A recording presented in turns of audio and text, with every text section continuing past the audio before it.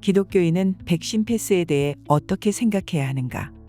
이 칼럼은 월드뷰 2022년 2월 5에 실린 칼럼으로 미국 FRC 성경적 세계관 센터 디렉터인 데이빗 클로슨이 쓴 칼럼입니다.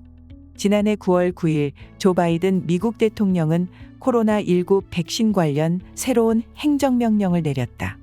일전 모든 연방 공무원에 대한 백신 의무화에 이어 100명 이상 규모의 민간 사업체들도 직원들의 백신 접종 혹은 매주 코로나19 검사를 의무화해야 한다는 명령이다. 이행기한은 당초 2022년 1월 4일에서 2월 9일로 한 차례 연장되었지만 이후에도 명령을 어기는 민간 기업에는 건당 최대 14만 달러, 약 1억 6,700만 원의 벌금이 부과될 예정이다. 이에 대해 많은 기업과 일부 주들이 연방정부를 상대로 소송을 진행하고 있으며 연방대법원은 1월 7일 긴급 청문회를 열어 양측의 구두변론을 듣기도 했다. 미국뿐 아니라 전 세계 곳곳의 정부들은 각 국민을 대상으로 일명 백신 패스를 일상화하는 등 백신 접종의 의무화를 시행하고 있다. 백신 접종 여부를 증명하지 않으면 쇼핑, 학업, 외식의 공간 출입을 불허하는 등 일상생활이 사실상 불가능하도록 규제하는 것은 역사적으로 유례가 없는 국가의 백신 강제화와 다르지 않다. 이런 상황에 대해서 기독교인들은 어떻게 대응해야 할까? 백신의 효용성과 안전성의 문제는 차치하고라도 개인의 신앙 혹은 양심상의 이유로 백신을 거부할 권리를 주장할 수 있을까? 이는 상당히 복잡한 문제로서 많은 신실한 기독교인들 사이에서도 의견이 갈린다. 그럼에도 불구하고 이러한 정부의 간섭은 개인의 시민적 자유, 양심의 권리, 종교의 자유, 그리고 개인 복권에 대한 결정권 등에 상당히 광범위한 영향을 미치기 때문에 기독교인들도 더 깊고 신중한 고려와 풍성한 논의를 전개할 필요가 있다. 백신 강제의 위헌성.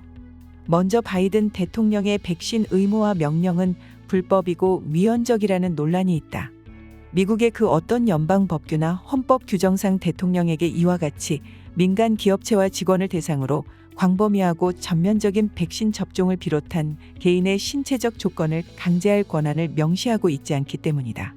바이든 행정부는 상당히 의심쩍은 법규 해석으로 코로나19 백신 의무화를 무리해서 밀어붙이고 있으며 이미 많은 주가 이에 대해 소송을 진행하고 있다. 정부의 백신 의무화 문제와 이에 대한 합법성 및 합헌성 문제는 기본적으로 정부의 적법하고 타당한 역할과 범위가 무엇인지 깊은 생각을 요구한다. 기독교인들은 정부의 역할과 범위를 어디까지 인정하고 그 명령과 지침에 순응해야 할까? 성경은 정부 등을 비롯한 모든 권세는 하나님의 정하신 바라고 말한다.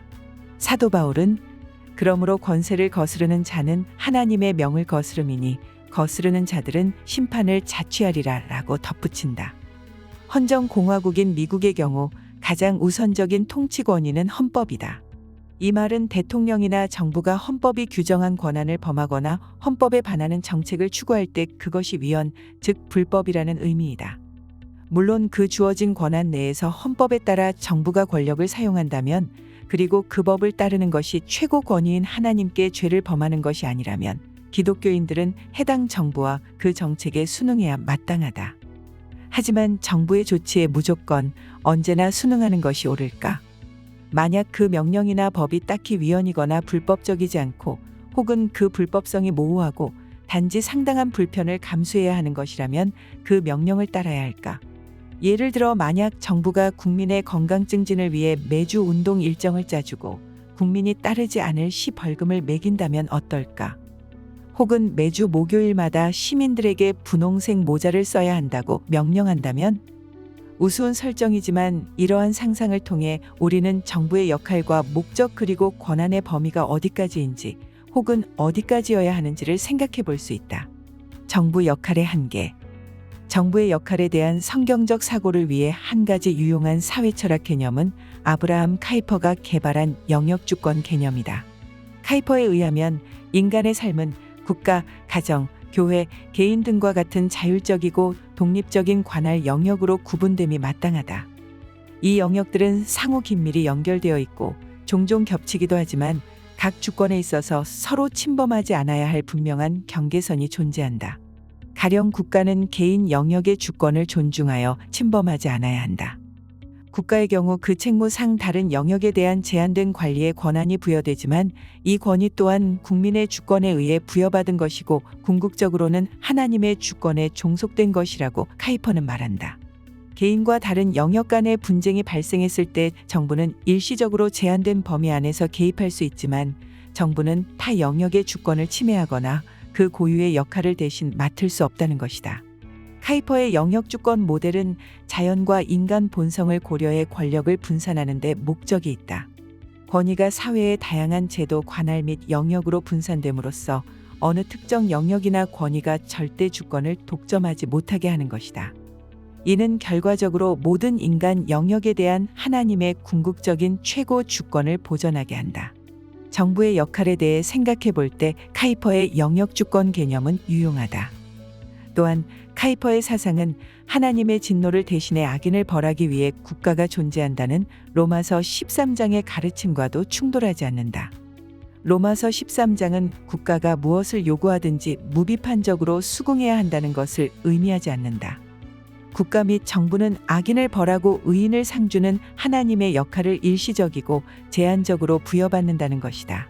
정부가 그 역할을 다하지 못하거나 범위를 벗어날 때 기독교인은 정부가 아닌 그보다 위에 있는 권세, 즉 하나님의 명령을 분별하여 순종해야 할 것이다.